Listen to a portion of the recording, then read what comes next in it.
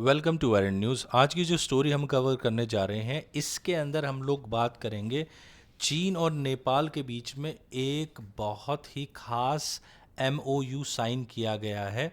और ये साइन किया गया है trans Himalayan economic corridor forum के तहत। और इसके साइन होने से भारत के लिए काफ़ी ज़्यादा खतरा बढ़ रहा है भविष्य के अंदर। तो इस टॉपिक के अंदर हम उसी चीज़ को लेके आगे बात करेंगे। लेकिन इस एमओयू के साइन होने पे नेपाल के मिनिस्टर्स ने क्या बोला है, साथ ही साथ में इसमें पाकिस्तान ने भी शिरकत की है, तो उन्होंने इस चीज़ को लेके क्या बोला है। तो इसकी एक छोटी सी क्लिप वीडियो है, पहले हम वो देखते हैं, उसके बाद में इसका डिटेल के अंदर हम डिस्कस करेंगे कि इसके क्या इम्पैक्ट आने वाले हैं दोनों देशों के ऊपर। आइए चलिए वीडियो देखते हैं सबसे पहले। In 3 months, we will have over 10,000 Union Pay merchants all over Nepal, wherever Chinese tourists will go, not only Kathmandu. So I'd like to tell everyone who wants to visit Nepal, the next time you come, you don't need to bring cash. Just bring your phone, you can pay through QR code just like you do over here. I will be feel very pleasant and happy and surprised to see here that we have also some mountain area in Pakistan, but due to the unavailable of infrastructure, the people are not visiting. So this place is very important to not improve the tourism of this region, but also the cooperate of the South Asian countries. तो जैसा कि आपने video में देखा कि ये जो भी कुछ हो रहा है इससे कहीं ना कहीं जो है उम्मीद की जा रही है नेपाल की तरफ से कि उनको काफ़ी ज़्यादा प्रोग्रेस मिलेगी। तो सबसे पहले हम जानते हैं इसके पार्टिसिपेंट कंट्रीज़ कौन से थे जिन्होंने इस ट्रांसफॉर्म हिमालयन ट्रांसफॉर्म के अंदर जो है पार्टिसिपेट किया। तो पार्टिसिपेट कंट्रीज़ में जो था host country China, Nepal, Pakistan, Afghanistan और मंगोलिया। इन 5 देशों ने शिरकत की है इस फोरम के अंदर। और साथ ही साथ में ये जो फोरम होस्ट किया गया है ये बहुत ही नज़दीक किया गया है भारत के बॉर्डर के पास में। ये तिब्बत के अंदर नियांगचिंग जगह का नाम है जहाँ पर कि इसको जो है होस्ट किया गया। नियांगचिंग लोकेटेड है क्वेनघाई तिब्बत प्लेटो के अंदर। ये एक सिटी है, बहुत ही खूबसूरत एरिया है, कवर्ड है फॉरेस्ट से पूरी तरीके से। और इसको इको टूरिज़्म मॉडल के तहत जो है इस मीटिंग को रखा गया है, जिसके अंदर होस्ट जो कंट्री है उन्होंने जो इको कॉपरेशन फोरम जो है ये हिमालयन, इसके तहत जो है हिमालयन माउंटेन रेंज के अंदर जो भी कंट्रीज़ हैं उनको यहाँ पे बुलाया था। इंडिया ने इसमें शिरकत नहीं की, लेकिन नेपाल, पाकिस्तान और अफ़गानिस्तान और जो मंगोलिया ऐसी कंट्रीज़ ने इसमें भाग लिया। इनके देशों के बड़े बड़े एंटरप्रेन्योर्स, बड़ी कंपनियां, साथ साथ में जो इनके सरकारी जो ऑफिसर्स हैं उन्होंने भी इसके अंदर आके शिरकत की है, जिसके अंदर की फाइनेंशियल और टूरिज़्म को बढ़ाने के लिए इन सभी ने बातचीत की कि किस तरीके से इन रीजन्स को जो है वो डेवलप किया जा सकता है सभी देशों के जो हिमालयन रेंज के अंदर आते हैं। तो ये trans Himalayan economic corporation forum जो है इसकी मीटिंग की अगर हम विशेष बात समझें तो ये भारत के बॉर्डर से सिर्फ 160 किलोमीटर दूर की गई है, और वो भी अरुणाचल प्रदेश के पास में। अगर हम समझें कि ऐसा क्यों किया है चाइना ने, तो ये सीधी सीधी जो है वो डायरेक्ट करता है सारी बात को G20 के ऊपर। G20 जो सम्मेलन थे उनकी मीटिंग्स अरुणाचल प्रदेश में रखी गई थी, एक मीटिंग जिसके ऊपर चाइना बहुत ज़्यादा गुस्सा था और उसकी वजह से इन्होंने G20 जो है बाइकआउट भी कर दिया था। इसकी कोई भी मीटिंग चाइना ने अटेंड नहीं की थी। और इसकी आप समझ सकते हो कि एक काउंटर मूव के रूप में भी देख सकते हैं कि इंडिया को अपनी स्ट्रेंथ दिखाने के लिए इस रीजन के अंदर इन्होंने जितने भी कनेक्टेड कंट्रीज़ हैं हिमालयन रीजन के अंदर, नेपाल, पाकिस्तान, अफ़गानिस्तान, मंगोलिया, इन सभी को इनवाइट किया और इस फोरम को बिल्कुल नज़दीक रखा अरुणाचल प्रदेश के। और इसका सिर्फ और सिर्फ एक ही रीज़न था कि आप खुद ही समझ सकते हैं कि भाई कहीं ना कहीं वो अरुणाचल प्रदेश को अपना हिस्सा मान के चलते हैं, और उसी कारण से अपनी स्ट्रेंथ दिखाने के लिए उन्होंने इस मीटिंग को जो है यहाँ पर रखा भारत के इतने नज़दीक बॉर्डर्स के। खैर, अब हम जान लें सबसे पहले कि मेजर डेवलपमेंट्स जो हैं वो हिमालयन फोरम के अंदर क्या क्या हुई हैं।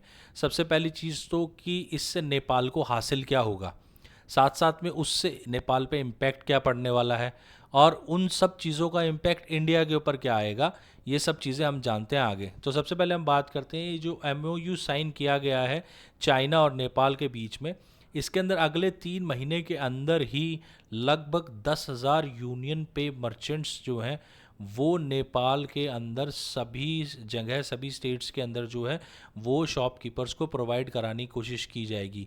जो मर्चेंट सर्विस होती है इसके अंदर यूजुअली क्या होता है कि गेटवे प्रोवाइड किया जाता है जिसके थ्रू आप कार्ड से भी पेमेंट कर सकते हैं, साथ ही साथ में आप लोग जो हैं QR कोड का भी यूज़ कर पाएंगे इस सर्विस के अंदर। तो ये जो चाइनीज़ टूरिज़्म को वहाँ पे बढ़ाने की कोशिश की जाएगी, ऐसा जो है इस MOU के थ्रू जो है किया जा रहा है। साथ ही साथ में इंटरनेशनल जो टूरिस्ट वहाँ पे आते हैं तो जो नेपाल है उसके अंदर मोस्टली आप किसी भी इलाके में जाइए तो आपके कार्ड्स या क्रेडिट कार्ड भी ज़्यादातर काम नहीं करेंगे, आपको जो है कैश ही कैरी करना पड़ता है। तो जो इतने सारे ये मर्चेंट्स प्रोवाइड किए जाएंगे इन इलाकों के अंदर, उससे जो कैश की नीड है कैरी करने की वो कम हो जाएगी। आप आसानी से QR कोड स्कैन करके और पेमेंट कर पाएंगे, जैसे इंडिया के अंदर UPI से की जाती है। और इसके लिए इनका जो नेपाली प्राइवेट बैंक है निबल्स बैंक, इसकी सर्विसेज ली जाएंगी। और इनके जो CEO हैं मिस्टर अनिल शाह, इन्होंने इस चीज़ को काफ़ी एक्साइटमेंट के साथ में शेयर भी किया है। साथ ही साथ में अगर हम बात को समझें कि ऐसा होने से इम्पैक्ट क्या आएगा नेपाल के ऊपर, तो सबसे पहली चीज़ समझिए कि इतने सारे 10,000 मर्चेंट्स बहुत बड़ी संख्या होती है, और नेपाल जैसी छोटी कंट्री के अंदर 10,000 मर्चेंट्स को देना है, यानी कि आप उनके हर इलाके के अंदर चाइनीज़ एक्सेस प्रोवाइड कर रहे हैं। तो इनके लोकल बिजनेसेस जितने भी हैं वहाँ पर आसानी से एक्सेस मिल जाएगा नेपाल के अंदर चाइनीज़ लोगों को।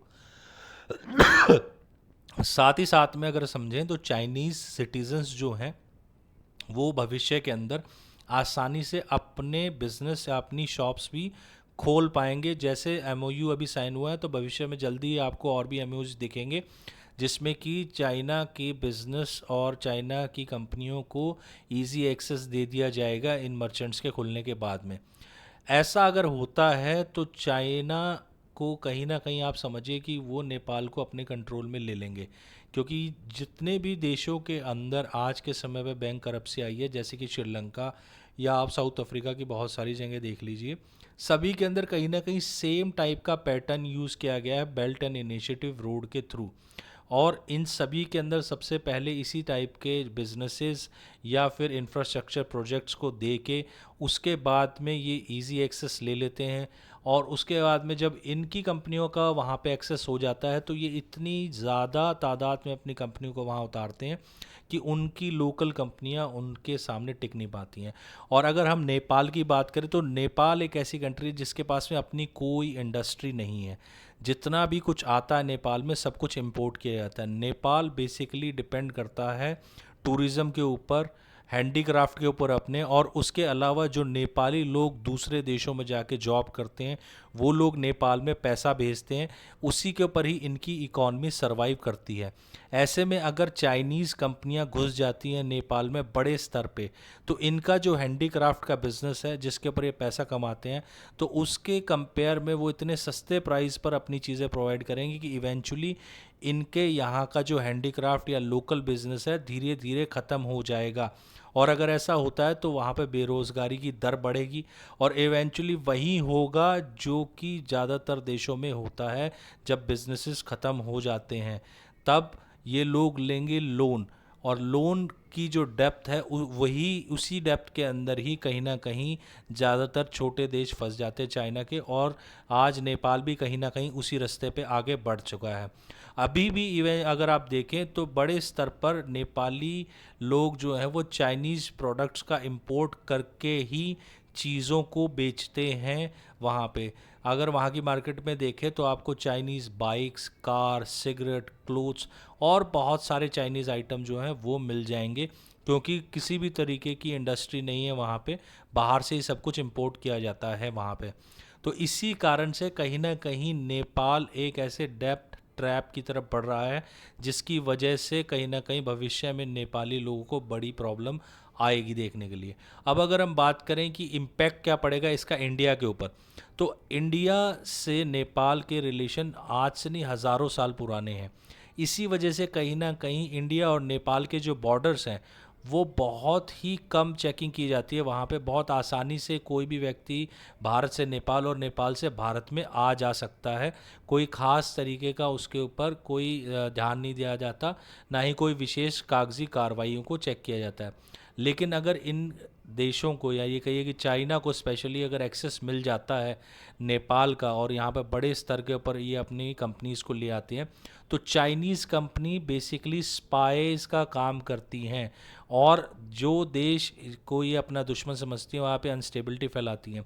तो ऐसे में इंडिया के अगर बॉर्डर्स अनसिक्योर रहेंगे, या ये कहिए कि अनसिक्योर हो जाएंगे, तो उस केस के अंदर इनके लिए बहुत आसान हो जाएगा इंडिया का एक्सेस लेना, इंडिया के अंदर अपने स्पाइस को भेजना, साथ ही साथ में इंडिया के रीजन्स में अनस्टेबिलिटी फैलाना। क्योंकि नेपाल बहुत ही बड़ा बॉर्डर शेयर करता है इंडिया की बड़ी बड़ी स्टेट्स के साथ, स्पेशली बिहार, यूपी और उत्तराखंड के साथ में, जहाँ पर कि बहुत हज़ारों के पॉइंट हैं जहाँ से कि इजी एक्सेस मिल जाता है नेपालियों का भारत का। और ऐसा अगर होता है तो ये कहीं से भी घुस सकते हैं। तो उस केस के अंदर भारत को कहीं ना कहीं अपने बॉर्डर की सुरक्षा के बारे में सोचना पड़ेगा, और अगर ऐसा होता है तो उसका इंडिया नेपाल रिलेशन पे किस तरीके का प्रभाव पड़ेगा। तो सबसे पहली चीज़ अगर हम देखें तो इकोनॉमिकल पॉइंट से देखें तो नेपाल को एक्सेस मिलता है सी का इंडिया के थ्रू। नेपाल एक लैंडलॉक कंट्री है, इसका कहीं पर भी डायरेक्ट सी पोर्ट से कोई कनेक्शन नहीं है। तो जितनी भी चीज़ें नेपाल में आती हैं वो सभी इंपोर्ट की हुई चीज़ें सी के थ्रू पहुंचती हैं नेपाल के अंदर, और ये सबसे छोटा और सस्ता रास्ता पड़ता है जहां से बहुत तेज़ी से सामान पहुंचाया जा सकता है नेपाल के अंदर। लेकिन अगर इंडिया के बॉर्डर्स इस तरीके से अनसिक्योर होंगे और इनको सील कर दिया जाएगा, तो वहाँ पर वीज़ा प्रोसेस से लेके कार्गो तक में हर चीज़ के ऊपर चेकिंग बढ़ जाएगी। साथ ही साथ में कागजी कार्रवाई बहुत ज़्यादा सख्त हो जाएगी, जिसकी वजह से चाहे वो माल चाइना से ही क्यों ना आता हो, बहुत मुश्किल होगा पहुँचना। क्योंकि चाइना के सी बॉर्डर्स और चाइना से यहाँ तक का जो रास्ता पड़ेगा नेपाल का बहुत लंबा है। तो कहीं ना कहीं ये और ज़्यादा धकेल देगा इसको चाइना की तरफ में भी, ये भी कह सकते हैं आप, क्योंकि पूरी तरीके से डिपेंडेंसी हो जाएगी चाइना पे, उनके पास में और कोई रास्ता नहीं होगा इसके अलावा। तो एक तो बिजनेसेस जितने भी हैं या चीज़ें जो आएंगी वो और ज़्यादा महंगी हो जाएंगी वहाँ पे, और उनके लिए मुश्किल हो जाएगा सरवाइव करना इस चीज़ को लेके।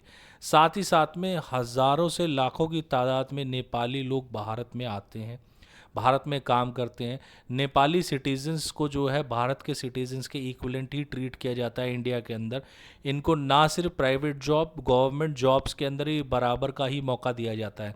लेकिन इस तरह का अगर काम होता है तो इंडिया वीज़ा प्रोसेस को सख्त कर देगा, जिसकी वजह से आज जो अनलिमिटेड बेस पे नेपाली लोग भारत में आ सकते हैं, किसी तरीके की कोई बंदिश नहीं है, कोई लिमिटेशन नहीं है, यहाँ पे आके काम कर सकते हैं आसानी से, वो एक लिमिटेड वो नंबर हो जाएगा जिसके अंदर कि उससे ज़्यादा लोग हर साल भारत में काम के लिए नहीं आ पाएंगे।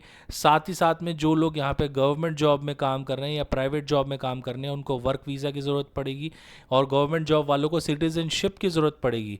और अगर दोनों ही केस के अंदर अगर ये लोग लेने में कहीं ना कहीं फेल होते हैं तो हज़ारों की तादाद में नेपाली लोगों की जॉब जाएगी, जिससे कि वहाँ पे आर्थिक तंगी और ज़्यादा बढ़ सकती है। और इसका रिज़ल्ट दोनों देशों के बीच में बड़े स्तर पर जो है वो एक कहिए कि दरार पैदा कर देगा, दोनों देशों के बीच में खटास पैदा कर देगा, क्योंकि इनके यहाँ पे अनएम्प्लॉयमेंट जो है बड़े स्तर पर बढ़ेगी। तो ये दोनों ही तरफ से मारे जाएंगे, ना सिर्फ चाइना की तरफ से इनकी कंपनियां इनको डुबा देंगी, बल्कि इंडिया के अंदर भी यहाँ पे जो है इनको अगर जॉब्स जाएंगी इस तरीके से तो यहाँ से बेरोज़गारी इनको कहीं ना कहीं बीच में फंसा देगी। और इसका इम्पैक्ट इंडिया के ऊपर भी बहुत ज़्यादा ख़राब पड़ेगा, क्योंकि इंडिया के बॉर्डर्स जो है वो शेयर होते हैं नेपाल के साथ में, और कहीं ना कहीं ये सब अगर होता है जो कि चाइना की एक मंशा है, तो कहीं ना कहीं नेपाल एक तरीके से इनकी एक कठपुतली बन जाएगा, पपेट बन जाएगा, जो कि इनके इशारों पे काम करेगा भविष्य के अंदर, क्योंकि इनके पास में लोन के ट्रैप के अलावा कोई और ऑप्शन बचेगा नहीं इसके बाद में। आज के समय जो नेपाल में गवर्नमेंट है वो प्रो चाइना गवर्नमेंट है, लेकिन इंडिया को कहीं ना कहीं इसका एक अच्छा सोल्यूशन ढूंढना पड़ेगा, क्योंकि अगर ऐसा होता है तो ये भविष्य के अंदर भारत और नेपाल दोनों के लिए ही खतरनाक है। भारत के भी जो बॉर्डर्स है वो अनसिक्योर हो जाएंगे। इंडिया को अपनी सिक्योरिटीज़ नेपाल बॉर्डर पे भी बढ़ानी पड़ेगी। एक लंबा चौड़ा बॉर्डर है जिसकी फेंसिंग से लेके और बहुत बिलियंस ऑफ डॉलर्स का खर्चा उसमें भी बढ़ जाएगा। तो इंडिया को कहीं ना कहीं नेपाल गवर्नमेंट से इस चीज़ के लिए कोऑर्डिनेट करना चाहिए। ये जो भविष्य के अंदर आने वाले जो बिज़नेस के आइडियाज़ हैं इनको रोकने की कोशिश करनी चाहिए। और जो चाइना की मंशा है, अगर ऐसा सब कुछ होता है तो कहीं ना कहीं अगले 5-10 साल में ज़रूर पूरी हो जाएगी और ये डिपेंडेंसी दोनों ही देशों के लिए घातक सिद्ध होगी। तो फिलहाल जो आज का जो टॉपिक था इसके अंदर जो कवरेज थी वो इन्हीं सभी पॉइंट्स के ऊपर थी। होप करते हैं कि भविष्य के अंदर इसका कोई ना कोई ऐसा सॉल्यूशन निकलेगा जिससे कि भारत के बॉर्डर्स भी सिक्योर रहे और नेपाल को चाइना की डिपेंडेंसी भी ना लेनी पड़े। तो इसी के साथ आज का ये जो टॉपिक है उसको फिनिश करते हैं। जय हिंद, जय भारत।